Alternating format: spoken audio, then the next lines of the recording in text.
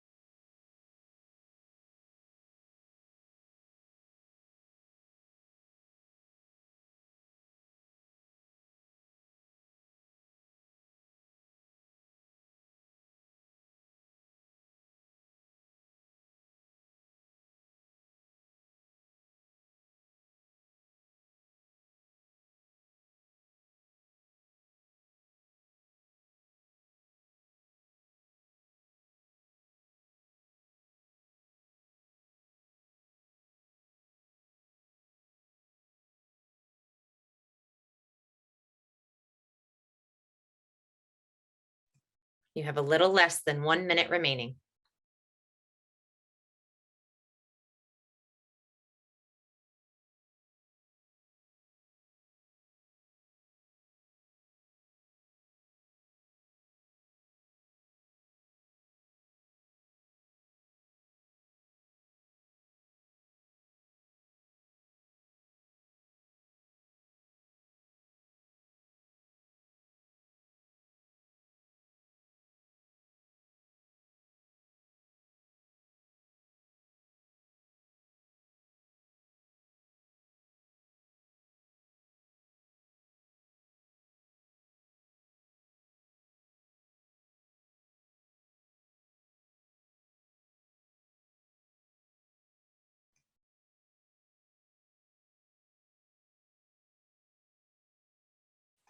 All right, welcome back. Okay, so the whole purpose of doing this, I want you to save this tonight and I want you to revisit it tomorrow. And I want you to pay attention to how you feel throughout the rest of today. And it'll be amazing to see what kind of epiphanies that you have throughout the day. We'll keep going and you'll understand why here shortly. So Brene Brown has a fantastic quote that talks about, in order for connection to happen, we have to allow ourselves to be seen, like really seen. And so to really understand that is to look in, and this is where self-awareness comes into play. For example, how I believe people receive me, I know is not exactly the case. It's why I have a plethora of mentors from all over the country, a variety of ages, different backgrounds, etc. Because if I want to make sure that I'm really seen, it has to come from a sense of sincere self-awareness and wanting to understand how I am connecting with other people. And then also how I see myself, because what I believe as my authentic self could be very offensive to other people in certain situations. So figuring out how to tone that and make it cognizant for the group that you are working with is really imperative as we move forward in our careers and we identify what our meaning, purpose, values, vision, life really is for us. So when we look at the characteristics of authenticity and authentic people, these are the people that value experiences. And I say that because the experience piece is important.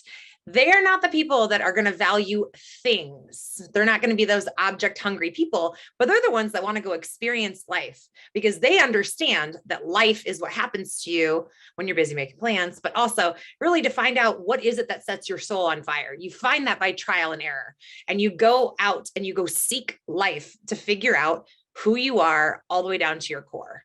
Authentic people listen, but they don't listen to respond. They listen to reflect and understand. One of the best pieces of advice that I took and actually practice on a regular basis now is when I'm listening to people, I'll usually say I need 24 hours to digest. I have learned that I'm a kinesthetic processor. And so it's very important for me after I've taken in a ton of information, or I need to be very cognizant in my decision-making, that I need to work out. It is just what works for me. It is how my mindset works. But I'm also not one that's going to make a brass decision right away anymore. I used to fly off the seat of my pants, and it didn't necessarily do me a lot of favors. So now I'm much more cognitive of really making time to process and evaluate how I'm going to be with my decision making. One of the other things that is important with the characteristics of authentic people is that they're not afraid to explain themselves. Most people can wrap their heads around anything that you're bringing them, especially from a change management perspective, if you can explain yourself. If you can give somebody the why, they can get to the how and the what. This is one of Simon Sinek's The Golden Circle, where he talks about people don't care what you do, they care why you do it. So if you can give people the why behind whatever's going to come from change or to implement or execute something that they might not have been privy to before, give somebody the why and then give them time to understand and explain, here's what I'm thinking. One of the other things that authentic people do is they love themselves. And so one of the things that we are doing throughout this course is figuring out who you are at your core so you can figure out what you love about yourself, why you show up to choose yourself every day. Then you can see and acknowledge your faults. Today, we're going to dive into my weaknesses, and I'm going to explain to you why I don't care about them. A lot of people are going to choose to focus. You can focus on your strengths, or you try and improve your weaknesses. Kind of more, the older I get and the more that I get to work with people, the more I think we should just really value our strengths and then find other people who have strengths that are different than ours. And then we got to embrace what makes us unique. If it's kind of funny when you think about like your face in general, and how it's not symmetrical on both sides. We are unique in so many different capacities that it's time to embrace them, because the more free that we feel to show up as our authentic and best version of ourselves, the more you give people the freedom to do the same. And if everybody could show up in a version of themselves that they loved, can you actually think about how amazing that would be? So let's keep going. We're going to talk about confidence now, because confidence and authenticity go hand in hand. And this is where I want to use that allegory of the tree. So the more confident and the more time you spend figuring out who you are and those components of yourself that you love, the deeper your roots grow to withstand the storms of life. And so it does not matter what somebody thinks of you or somebody says about you. One of the most freeing statements I've ever had said to me when I was a leader was, "It's none of your business what I think about you." And I remember sitting back for a second. I was like, you know what? You are absolutely correct. And it is, when you look at how the world is so involved in drama and all of the things that sell, basically. You look at all the reality TV shows and stuff, the world loves drama. And I feel like some of the more authentic people choose to just not care. And that's one of those things. So when you are building your roots and the outside world comes, you're able to withstand whatever storm because you know who that is. If anyone ever watched Schitt's Creek, Moira Rose is like, at the end of the day, it's all about you knowing who you are, when the internet attacks her at one point.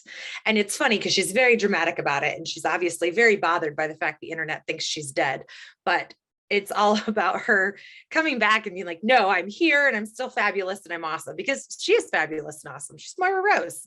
So think about confidence and the whole way that we raise our children and the way that we empower and we mentor people is to get people to grow really deep roots so that they can withstand whatever happens.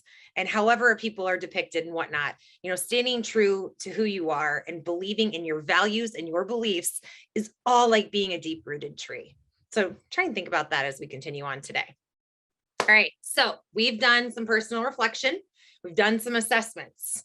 Now we're going to focus heavier on our strengths, but we're going to acknowledge our weaknesses along the way.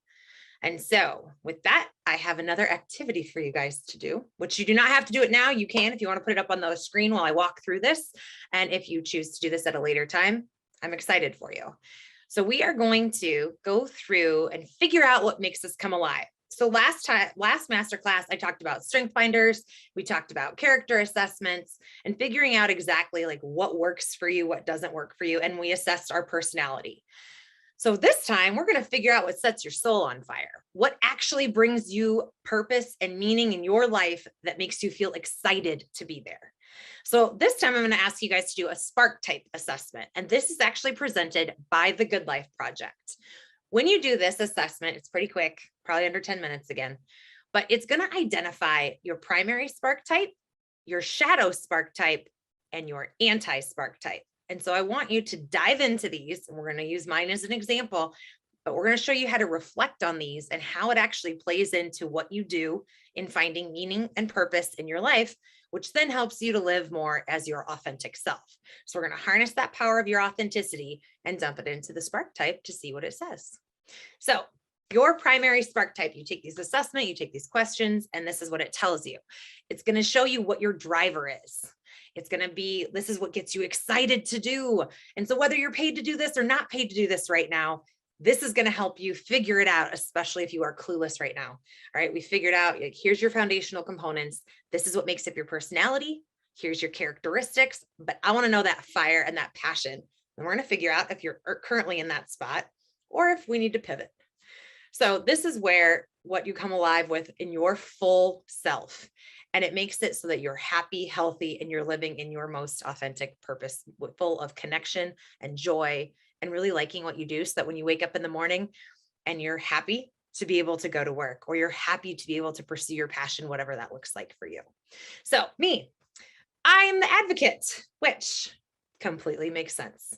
I have made it in my mission in life to advocate for injured workers and for people that are in the adoption, foster care, children that just have not had the most ideal situation presented to themselves. So when you look at an advocate in this capacity for the spark type is about giving a voice to an idea, person, living thing, or community. Yep. I love taking on challenging the status quo. I love fighting for the underdog. I love trying to give purpose and meaning to people who don't have a voice along the way. And after being in workers' compensation for 18 years, I've busted my butt to get people to understand what injured workers go through during this process. They don't get the easiest voice to advocate for themselves. And so it's up to people who have my like mind and vision to come advocate for them. Because it's most times, which is so gross and awful that we have to talk about this, but the decisions that are made that impact these people's lives are from high up top executives that are all looking at making money versus what the original intent of workers' compensation was for, which is to restore the livelihood of injured human beings. Instead, we've made this an industry over the past 100 years that profits upon human suffering, and I don't like standing for that. So I have made it very well known during my 2 decades in this space that I don't like that. And I'm going to continue to advocate for people who don't have the voice, who don't have the power to try and change the legislation, and who aren't able to debunk why an insurance company doesn't issue checks on Friday so they can keep their money in the bank for 3 additional days, when really the injured worker always gets paid on Friday. So we're going to mess with their pay system just so the insurance company can bank a couple extra dollars times how many people. The things you learn along the way. But advocate, anyway, back to this. It is about trying to find a solution and help provide that voice for people who don't have it, or that are being violated, or there's so many things that it goes into. When you think of advocacy, it was one of the topics in the claims world for a very long time. We're going to advocate for people. We tried to change that up a little bit and make it more of an empowerment. Well, it depends on where you're at and what you're doing. When we look at rules, regulations, and stupid policies that are in place literally to, again, profit off of human suffering, somebody's got to be out there saying it, and then getting movement and people to pay attention and do something that it drives meaningful, purpose-driven change. And so looking at this, when that is my identifying factor, I'm like, this makes sense. So whatever it is in life, and my passion outside is, again, working with children who are either in the foster care system, who have been removed for their families, and figuring out how to make sure those children have a voice along the way. So when you look at yourself and you're going through this primary spark type, this is that stuff that fuels your passion. And I feel like I get to be pretty gifted in this space because I've gotten an opportunity to create a space that is allowing me to do that from my seat. So really looking at that passion and purpose and that meaning that is driven behind that. As the advocate continues, and I can't remember how many spark types there are, but this I hope makes sense for you when you're doing this. But it's also looking at things of making leadership in ways that you might not have thought of before.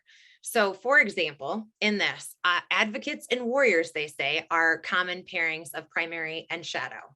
So we'll go into my shadow self here in just a second. But my essential nature is not about organizing and leading, but crafting and bringing forth a coherent voice and enticing action around it. And if you know me, that is exactly what I have tried to do. So it's funny to take this assessment and then say, oh, so that's why I've done it that way.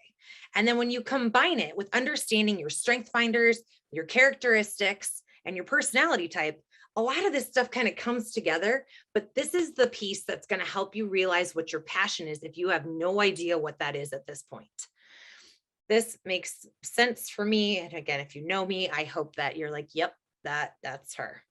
All right, so that's your primary. Your primary is like what sets your soul on fire, where you want to be. Your shadow. Oh, sorry, I forgot that I had to do this. This is the last piece that I absolutely love about the advocate.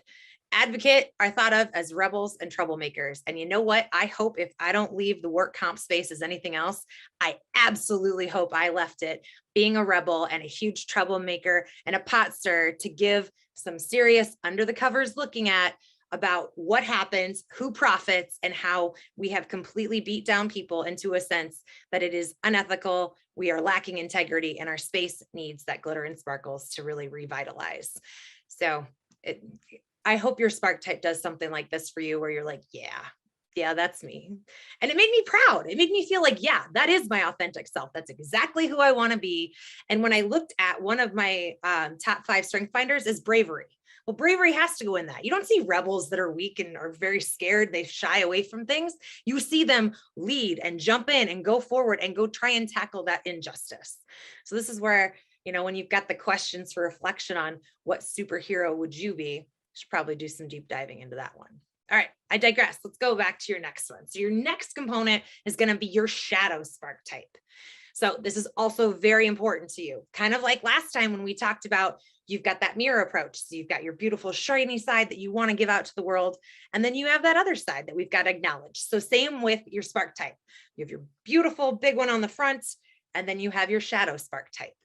So this reveals the work that you enjoy and have a high level of skill around, but it also is taken up in service of doing the work to fulfill your primary spark type.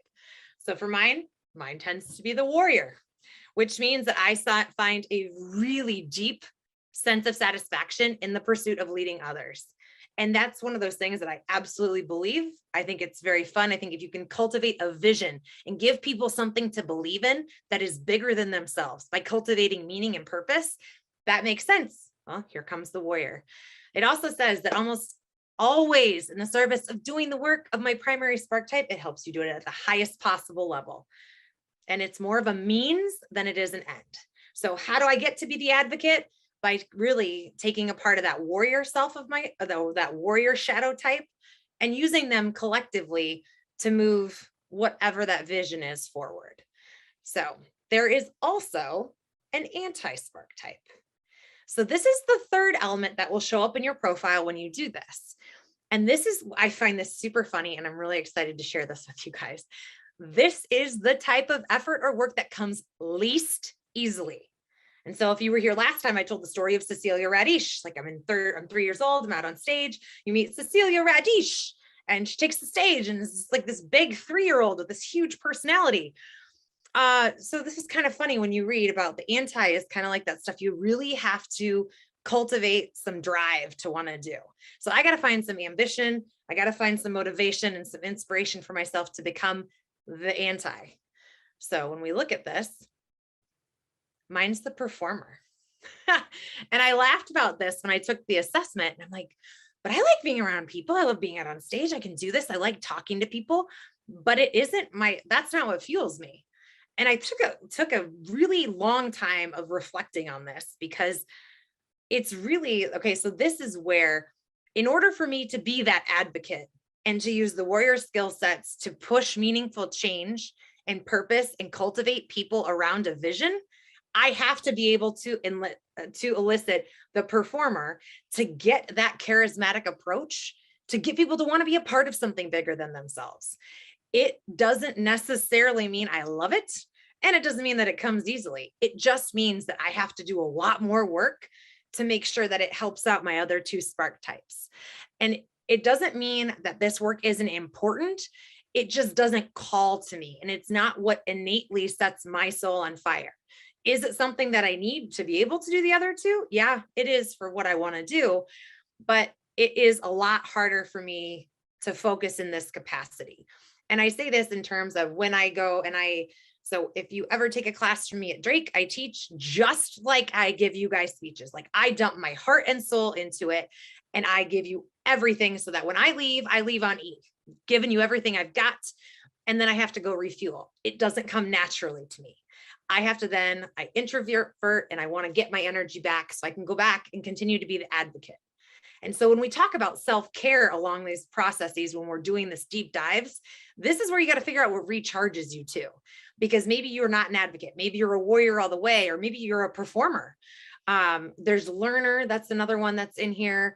And I'm trying to think, there's one that's like a caretaker. And I remember we did this exercise with a group of my prior amazing humans at the workers recovery unit.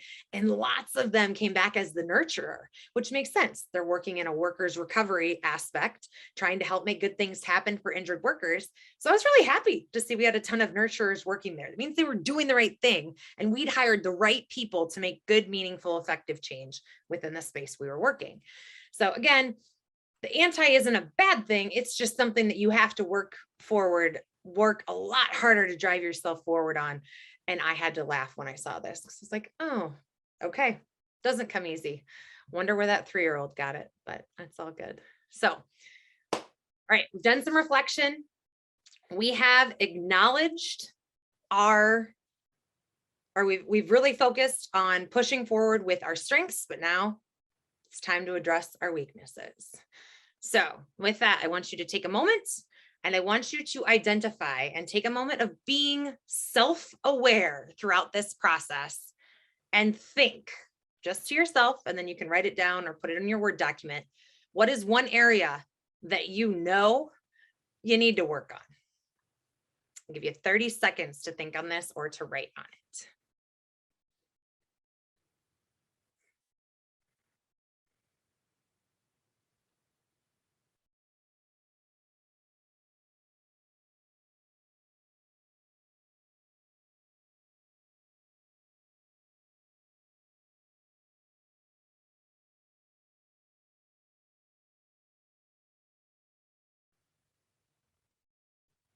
Okay, now read what you just wrote.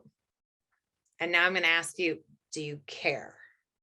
And I ask you if you care, because some of our weaknesses, or if we're going to call them lesser strengths or whatever the PC term is these days, are they something you care about? Do you care to make an investment in those, or does it make more sense to spend time, effort, and energy into growing and enhancing your strengths that make you who you are? Only you can answer that, but I'm going to show you guys my weaknesses and we're going to embrace them and love all of them. And I'm going to tell you why I do not care about any of them. Because when you bring a team together or you're trying to achieve an overarching goal, again, how you want to handle yourself is completely up to you. I'm only giving you one aspect, but anything that I lack, I like to go seek out in other people because that's their strong suit. So I know what my weaknesses are. And one of the interesting things is if you guys have ever done a DISC profile, the DISC, I loved it. The last one I did, we did it. There were 4 of us from a leadership standpoint that did it, and each of us had something different. And then I knew I put together a good leadership team because we all had different strengths. And that's why we all worked really well together. And it made sense for who was doing what position because we complemented each other. We didn't have, again, when you put together a car, you don't have 5 accelerators. You've got to have the accelerator, you have to have the brakes, you need the mirrors, you need the steering wheel. You need a plethora to get things done because everyone comes with a different lens and a different set of experiences. And so how you want to get from point A to point B is by identifying what do you need in other people to make sure that you guys are successful for what it is. The same is true when you look at your friend circles and when you look at who you surround yourself with. So we've talked about in the past, like you are who you surround yourself with, the top 5 people with whom you spend the most time. That's where your main source of energy, your main source of inspiration come from, is the energy that you have with those people. And so I caution you to think about that. Like, are you all the same? Are you different? How do you feel when you leave people? Pay attention to that because it can really reframe how you're showing up for yourself and what life looks like when you are living. So acknowledging weaknesses. My bottom 5, we're going back to strengths finders here. And this was harmony, discipline, analytical, context, and deliberative. And to make sure that we are all on the same page with what these mean, I took the definitions from the assessments and we will talk about them. So harmony, looking for consensus. People who are high in harmony do not enjoy conflict. They seek areas of agreement. I don't. I do not shy away from conflict at all. I think a lot of growth happens in conflict, and I don't like to surround myself with yes people. So the fact that harmony is low for me, I do not care about. I don't look for consensus. I do look for collaboration and I look for buy-in, but I think there is a healthy amount of conflict that can sometimes go into that. And so while some people might be very resistant to conflict or they don't want to address it and whatnot, I'm somebody who will walk right into it and just call it out like what it is. And so seeing this as one of my lower strengths, completely fine with. That's never going to be one of mine, and I don't care to work on it. What I do care about is making sure everybody that I'm working with or that I'm a part of from a group or a philanthropy standpoint or an organizational culture is making sure everyone has a voice and everybody has an opportunity to be heard. Other than that, if we all don't agree, that's okay, because you know what? It's life. That's not what's going to happen. And when you want to drive effective, meaningful change, it's going to be harder to get there from a consensus standpoint, especially if you're taking on an industry that might be 100 to 120 years old. So something to think about. Discipline. Discipline is one of my lowers. So when we talk about formulating routines, I don't enjoy that. For the longest time, I was like, no, I don't want routine. I just wake up and I'm full of spontaneity every day. Do I need routines and structure? Absolutely. Is it a strength of mine? No, I have to absolutely work on it. And this is where I have friends, like I saw Yvonne is on here, that hold me accountable because I know discipline is a weakness of mine. And so I do have to put accountability buddies in place, and I have to actually push myself through lists, through checklists, or whatever it is, of making sure that I'm getting things done, because it does not come easy to me and I don't enjoy it. Now, after I've been doing things for a long time, I call discipline like parenting yourself. Like when you're going through a bad time in life, parenting yourself is one of those great things that can help with self-regulation and self-management. Again, not something that comes easy for me. And you can always reflect into the why. Like, I know it's not an easy thing because when I was growing up, my mother had my life planned out to the minute. Of I would be here. And even when we go on vacations, it was planned so meticulously to the minute that as soon as I was old enough and I didn't have to live like that, I didn't. So this is where I challenge you when we're looking at what is your authentic self. I don't like it. Doesn't mean I don't need it, but I authentically know that that is not something that I like. But again, I do address that. I need it. I need help with it. And so I'm aware that I cultivate friendships and collaboration partners in order to drive myself to get where I need to go from a life standpoint and whatnot. Interesting food for thought on that one. But you can really dig down into the why and look at the generational programming that has existed and what is true to you because of a parent or maybe a grandparent or your belief system or your values based upon things like that. The discipline heavily comes from my mother. I'm very well aware of that. And so it's just something that I have to embrace to move on with. Next, analytical. Search for reasons and causes. They have the ability to think about all of the factors that might affect a situation. No, I don't. I like to do the visionary stuff, but I love my analytical friends and my analytical colleagues and coworkers because we collaborate really well together because I know it's not a strong suit for me. And so this is where I love my numbers friends. I've always been really good friends with the actuaries and the finance people because they see things very differently than I do. And I know that. And I know how valuable they are and how their perception is really important, but I know it's not a strong suit of mine and I don't care.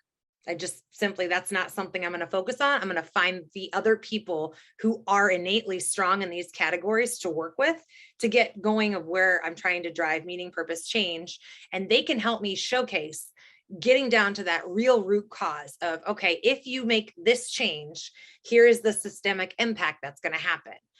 One of the really, really neat things back in the day when we were trying out the psychosocial factor, back when I worked at RTW, it was called ID15, and there was an insurance company that was utilizing it. And they were able to use one of the actuarial triangles to showcase what a difference it actually made to identify psychosocial factors of an injured worker on the front end. And so in that kind of context, I knew the science, I understood the why it mattered, what we should be doing to help adjusters utilize this information, but they came with the data and the numbers to support what I believed and were able to help me prove, because at the top, you got to be able to explain things in a numbers capacity. It can't be all feelings and intuition, but there's a lot of this stuff that goes hand in hand and can create a really harmonious dynamic when you partner together and look at things as a collective whole in organizational development and change management. So again, not a strong suit of mine, not one I care to focus on. I'll just find other cool people that can help me along the way. All right, rounding out my bottom 5, context. Context means enjoying thinking about the past. I absolutely do not. No, I am all about today and the future, but they understand the present by researching its history. So this is one of those things, like, I don't like diving into my past at all. I absolutely hate it. I find value in digging in and understanding the why, but it is not something that I enjoy in any capacity. I think from a history standpoint, I think it's neat to learn about history of things, but I am much more about how do we drive meaningful change forward to change the outcomes and the trajectory of what's coming. And so it's, again, something that I'm aware of, but it's not something I care to dive into any further than that. And last, my very last one is deliberative. So this is my 34 strengths finders. 34, deliberative. Serious care they take in making decisions or choices. They anticipate obstacles. Not a strong suit. This is my dead last. I don't necessarily, I like to act. I like to follow through my intuition. I like to trust my gut instinct.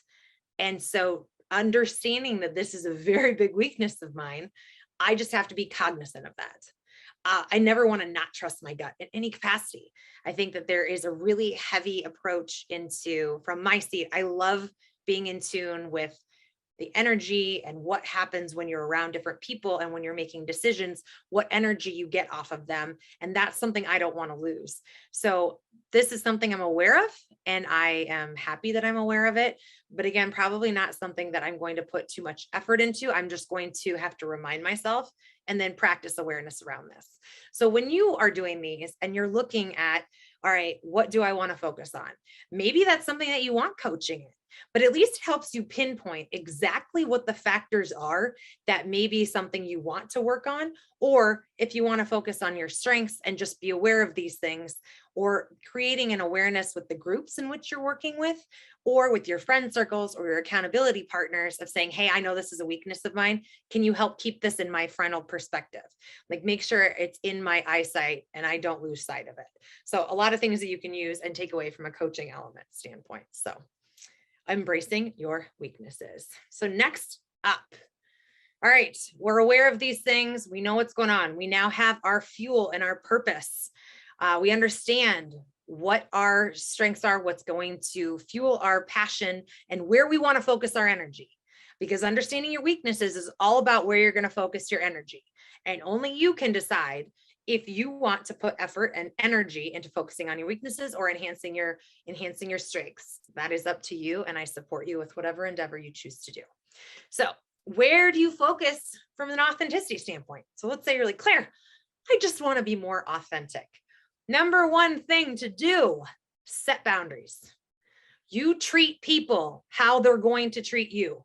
You tell them how they're going to treat you. You answer your phone on the weekends for work. You respond to emails right and left for work on the weekend. You are telling people that they can do that to you.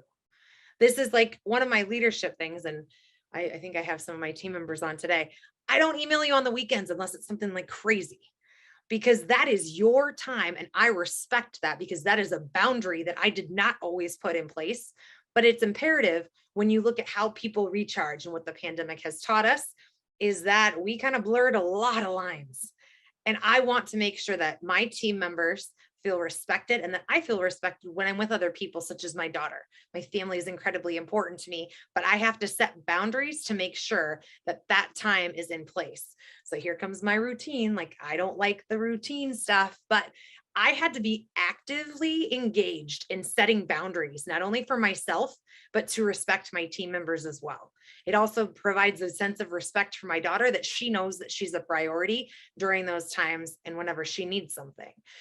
So the boundaries are hard, and they're hard because you have to figure out what is going to be important to you for those boundaries, and how you set them up or what they look like is going to be very different depending on what you are, what stage of your life you're in, what stage of your career you're in, and what you want for yourself. And they might change. It's okay if they change. There was a time that I would love to work 180 hours in a week when those don't exist. But again, setting boundaries, understanding self-care has to be a priority. That is a boundary that you have to take care of yourself.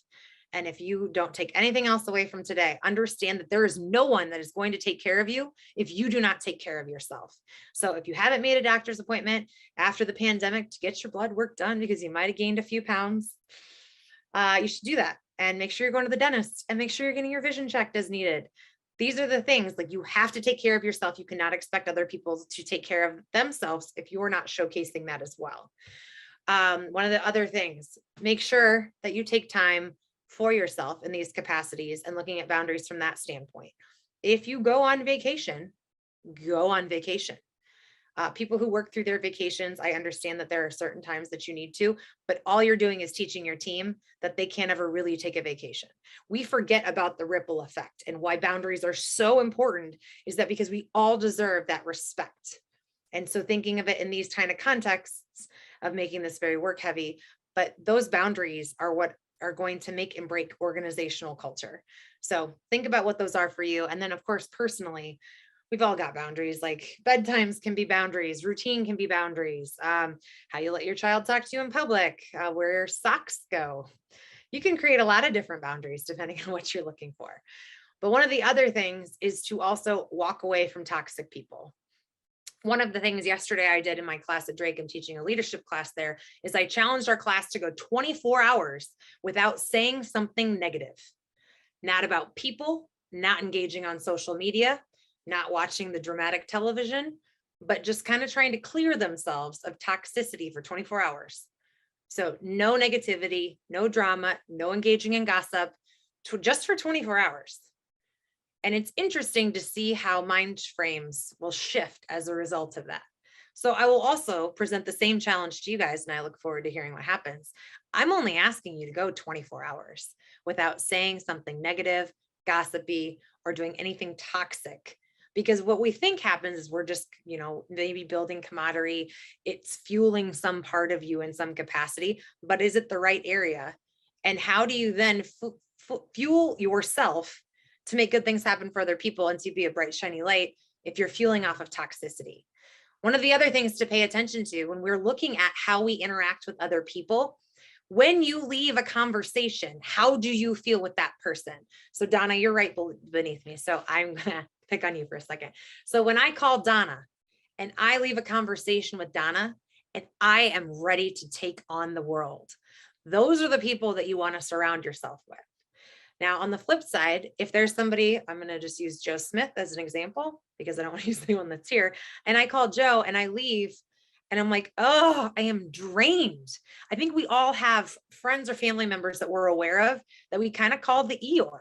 Nothing is ever good enough. I actually had a good childhood friend last week that said, so how's your gloomy day going today? I was like, oh, I'm so sorry. Wait, have we met? Like, we've been friends for a long time, right? Like, why would you ever start a question like that? So pay attention to how people make you feel when you interact with them and then when you leave from them, because your energy is either going to be high and you're vibrating and awesome, I'm ready to go take on the world frequency, or they have just sucked the life out of you. Get away from those people. You got to start trying to focus on, if you really want to be living your best self and coming into your most authentic self, you can't always surround yourself by those. And the hard part of the toxicity of people is that a lot of times it's family. And that is one of the hardest bonds to break. So when I tell you that, breaking those generational bonds or the patterns that have been established with us for years upon years upon years and decades, it's not easy. So being my authentic self with you guys today, I don't talk to my parents. My dad's an alcoholic. My mother has a pill addiction, and I just don't deal with it anymore, because not any time have I walked away in the past 20 years where I have been like, just love my parents. God, they're just so proud of me. I feel like I can take on the world. It's never enough. And I always leave feeling less worthy than I did when I walked in there. So add that into foster care, adopt, and that's how I leave my parents. Ugh. So I made a conscious decision that I wasn't going to do it anymore, because I didn't want to be around it and I didn't want to feel like that anymore. And it really becomes that simple as a decision of, I don't want to do that anymore, so I'm not going to. And then you know what? You don't do it again. And it's hard sometimes. I understand that people are going to have their different perceptions against you, or they're going to ask, like, here comes the holidays. Oh, you don't talk to your parents? It is none of my business what you think of me, but no, I don't.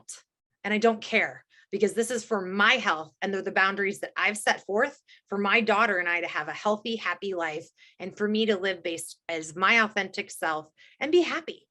So when you think about this, it is hard when it's family, but there's a lot of good people in the world. And just because you're raised by certain people or you're born blood with certain people, it's okay that those aren't your people. So pay attention to your energy circles. They matter the most. And the more that you pay attention to that, I promise you, the more the world will respond in your favor. So keeping up with embracing our authenticity, and we're moving forward and we're really harnessing our power. Speak your opinions. Now, do so in a very respectful light. I think when we can look at a great example of this is when politics come up again, because they're starting to stir and people like to be keyboard warriors on Facebook. So authenticity means speaking your opinions and your truth with kindness and being open to learning from others. I was challenged with an opinion the other day at work. We were just talking about love and what love means, and kind of in a different context over and abroad, talking about relationships and whatnot. And a friend of mine mentioned that he said, well, I don't believe that love is an emotion. I believe love is a choice. You choose people, and then there's emotions that surround it.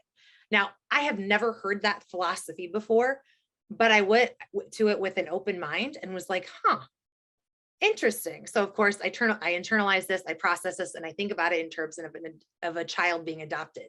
You're being chosen. And so every day those parents choose to keep you as a part of their family, and the emotions that surround it, that's what we end up relating to love.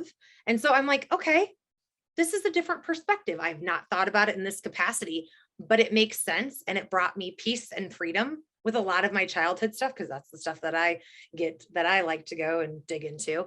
But it was something that was different. And it was something that I could come into this and approach it from a different capacity, because it was something that I wasn't used to or I hadn't thought of before. So when we talk about being authentic, it is being open to hearing out other perspectives and understanding their why. At the end of the day, when you walk away, you don't have to agree with it, but you can be respectful to hear how someone else does. And that is where that authenticity of speaking your opinions and your truths with kindness and compassion, of understanding that we all have our stuff. We've all been raised differently. We all live different places. We've had different life experiences. And these are those things that make relationships fantastic and your circles wonderful, because when we can learn from each other from different experiences and different perspectives, we can take a different lens approach to the world and life and figure out how, like, the bits and pieces that we either want to take with us or utilize or simply expand our mindset. The world is such a big, beautiful place, and having that abundance mindset is really important. You can get there way easier when you've got people that have different mindsets, different perspectives, and expand your horizons by expanding your circles. So again, approaching things with kindness. Amazing how that always comes up. Decision making is a huge thing, and authenticity. Make sure they align with your values and your beliefs. I challenge all of you to look at wherever you are working currently. And if you're working for yourself, take a look inside. Do your decisions that you reflect, are they in alignment with your values and beliefs, or your company's mission statement, vision statement, purpose statement, and values?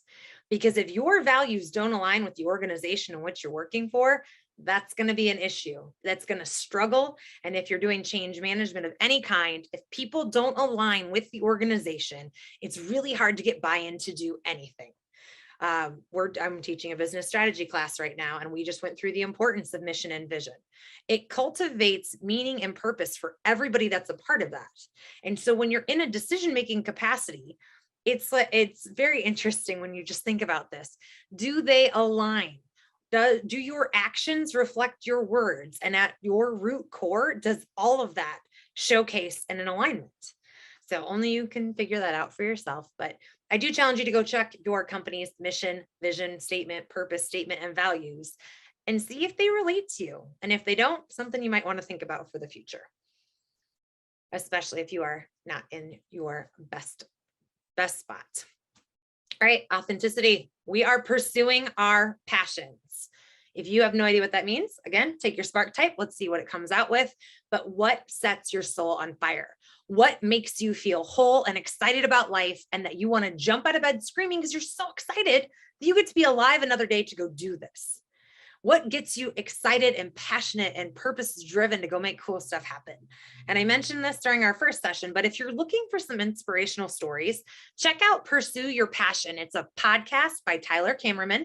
He's actually out of Des Moines and a good friend of mine that I was in a leadership academy with, but he's going around and getting people to tell their stories of how they pursued their passion and what that passion looks like. So if you're having a hard time with this, or you simply need some inspiration, check out that podcast. He interviews people from all over the United States and how they have done that, how they identified what their passions were and how they've relentlessly gone after it to make their lives full of meaning, passion, purpose, etc. So with that, then we're going to channel our inner voice. So one of the questions I get quite a bit is, well, how do you know what your inner voice is? Or how do I know when I feel it?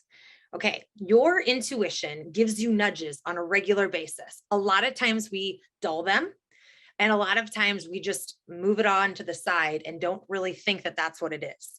You get about 5 seconds of a nudge to act on. And so this is when you're living in your most authentic self and you're trying to harness your power in authenticity, it's paying attention to those and acting on them. Again, it's like 5 seconds, but those are those fleeting moments that might be like, you know what? I should send Yvonne a card today, or I should reach out to so-and-so, or I'm going to send Donna flowers, or I should really read this book. These are fleeting moments that are coming in and we get lots of them, but it's when you act on them. Mari has talked about in prior conversations that she does a brain dump at night into a journal or into a notepad or something where she just writes everything down.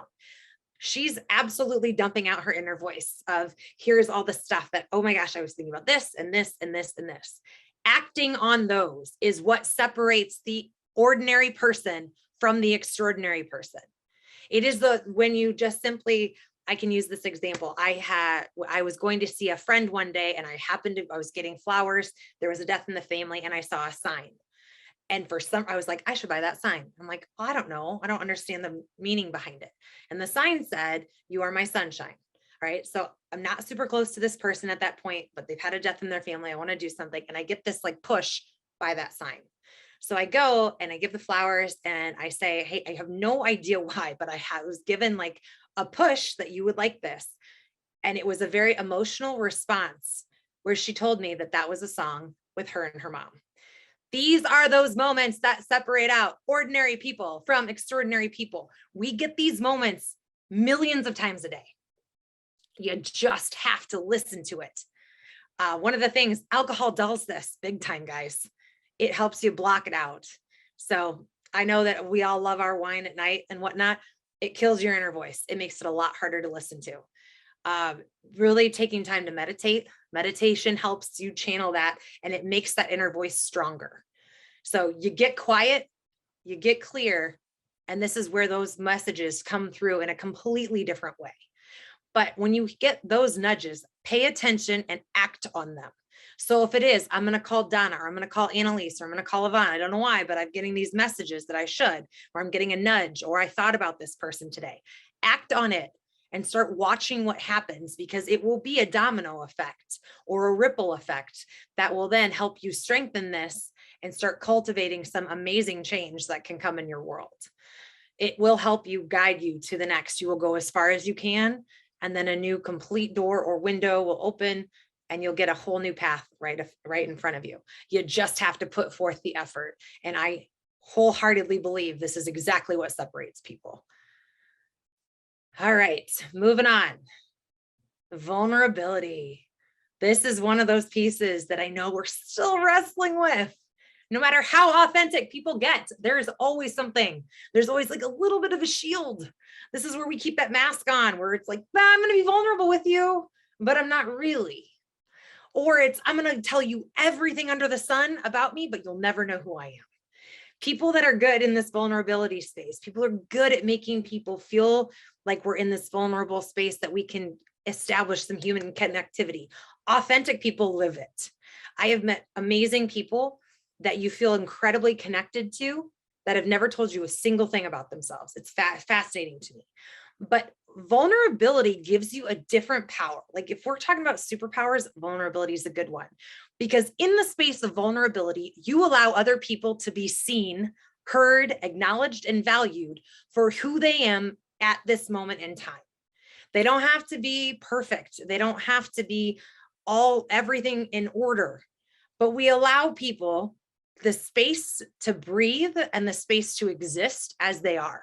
And from an authenticity spectrum, this is the most beautiful place that you can be. Being vulnerable, especially as a leader, I can tell you one of my most vulnerable times as a leader was when I knew I failed. And so I walked in, because it was a big failure, and I walked in and I sat down with my leadership team and I was like, I have completely failed you guys. I need your help, but I need you to believe in me. Here's what I know, self-awareness wise, here's where I have messed up. And I owned some things that had happened in a way that I hadn't before. I was like, I need your help, and I'm going to ask you guys to come with me. Yes, emotional responses. Yes, tear driven, but heartfelt and very sincere, because sometimes we don't know what we don't know. But when you can take some self-awareness, some self-reflection, some self-management and ask for help, beautiful things can come as a result. And we built something fantastic after that situation. But vulnerability is really allowing the space that you might get hurt. You open your heart, and it's a weird feeling. And I'm still working on this one. I've got trust issues. I know that it is innately built for me, but it's something I'm actively working on. So this is one of my weaknesses that I know I want to work on. So I have my friends that I surround my circles with too, where I know I need them to give me that little nudge or that additional help to get me moving into ways that I might not have thought of before, or giving that space where it's okay to fail, and creating those environments where when we're mentoring people, we're giving them, hey, I am not perfect. This is what happened, or this is what happened, or hey, I've been there. And being able to share stories that arrive at collective whole hearts that bring people into a space that they didn't know existed for them. So allowing yourself to be vulnerable and open-hearted is probably one of the highest places of harnessing your authentic self. That's that goal. When you can be and live in that space on a regular basis, you allow people the freedom to do so in the same context. And so I know we're getting close to time, and I have reflection questions for you again, because again, this is a masterclass series where you do have homework, because in order to develop and grow along this process, you've got some self-work to do as well. So we will send this out. So you do not have to write all of these down, but we're going to go through them at least. So last time I think I gave you 20 questions. This one I'm giving you 32. You do not have to answer all of them, but I want you to try and pick some out.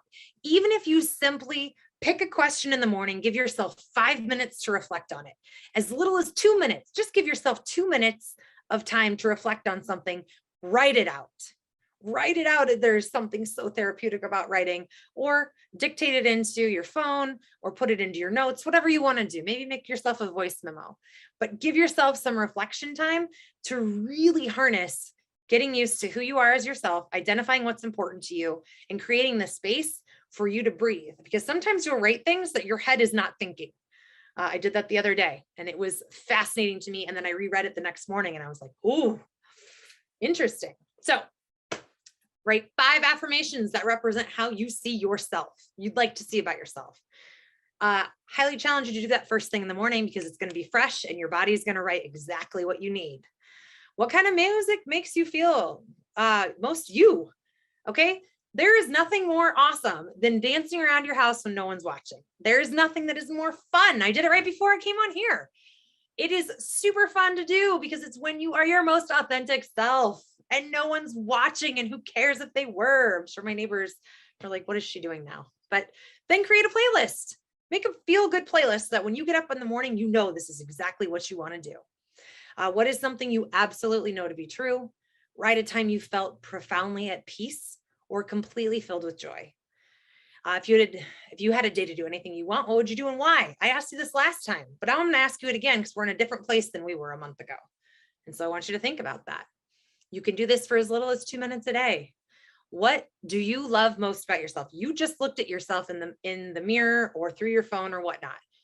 Tell that person what you love about them, and then give them a high five, because they deserve it. And the best relationship you should have is the one with yourself. That's the one you get for life. So make sure you're harnessing that, you're nurturing it, and you're giving yourself some love. If you had a superpower, what would it be and why? Write about something you have truly loved and how it affected you? What causes you to feel passionate in life? What does it look like? Does it work with your spark type? Some things to reflect on. And if you could make a living doing anything, what would it be? Me, I would do a nonprofit dance center, and I would never make people pay because I would be financially taken care of, and I would give kids confidence by simply showing up and moving their body in ways that make them feel good. All right, more journal prompts. When you were a child, what did you want to be when you grew up? Why did it change if it did? What do you most love to learn about? If you're a learner, what is it? What are those things that make you hungry for life? What subject could you easily talk about for 30 minutes or more? If you could accomplish one thing in your life, what would it be? And what feelings do you most want to experience? Choose one, write about it. And write about a time you intensely experienced it. What are 5 traits that are important to you in a friendship or relationship? This one's a good one. When we talk about shifting that toxicity of people and paying attention to your circle, my number 1 is support. I want to make sure that if we're going to be in any type of relationship, that you've got my back because you know I have yours. Loyalty tends to be one of my stronger suits, but I also want to feel that back. What do you value most in life? Write about something you miss or wish you had more of in life. What do you feel you need to let go of? Then let it go. And if you could change one thing about your life right now, what would it be and why? If you could tell your younger self anything about your present self or life, what would it be? Then you should probably mentor and then pass that information on. Who would you like to be in the next 5 or 10 years? It could even go a year or even a few months. What is your special gift or talent? Write about some experiences in your life that you're genuinely grateful for. And be careful. If you worked hard to earn something, don't be grateful for it. You busted your butt for that. Talk about things that you're truly grateful for. They're different. We'll talk about that in the next Masterclass series. What inspires you? And what gives you the fire of motivation? And the last slide with all of these amazing questions for you to think about. So this should take you through the next month. How would the person who knows you best describe you? Why do you think they're right? Why or why not? This is kind of like if you're writing that letter about your best friend. What are they going to say about you? Describe your perfect day. What have you been told or learned about yourself that you know to be true? What have you been told or learned about yourself that you know to be untrue? Those 2 questions, I want you to think about those generational patterns that have happened. Like, is there something that your parents have always said to you? And you're like, no, that's not true for me. Think about it in those kind of contexts. What's your favorite type of self-care? And for bonus points, go do it. And then what are you most proud of? We talked about that last month, but I'm hoping that as we continue to do this, you're going to open yourself up and you're going to bloom into a way that you realize there's a lot of moments that you're really proud of yourself for. And lastly, authenticity illuminates the path forward to live the life you want. When you get clear on what matters to you, you make decisions that align with your identity and your core values. You begin to build a life that brings you meaning and joy. And in doing so, you inspire others around you to do the same. So until next time, friends, you have your homework, and I look forward to seeing you next month for our 3rd part of the Masterclass series. All right, Annalise, that's all I got today. And I think I'm already over in time. So sorry, guys. Thank you for bearing with me. That was awesome, Claire. No, that was awesome. Thank you so much, Claire. We really appreciate it.